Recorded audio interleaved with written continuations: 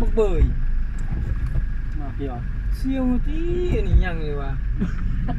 คิดว่ามึงตายแล้ว คือบักเบยว่าแม่นล่ะ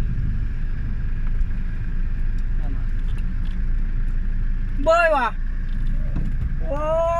ห่างกูละหอบเอามาแล้วมาเจออยู่พี่เฮี้ยนคืนกันแล้วบักเบยฮะ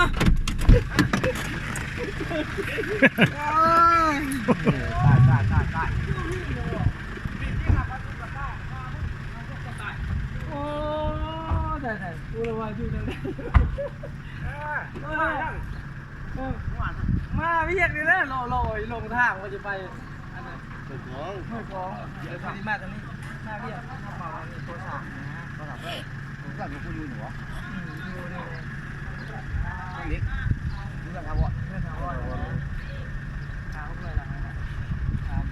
ตัวที่บ้านไหนตัวนี้ มันไม่ ตัวคุณจอดอยู่ล่างฝั่งเห็นเลย ปั้มมือมันนี่นะ บ่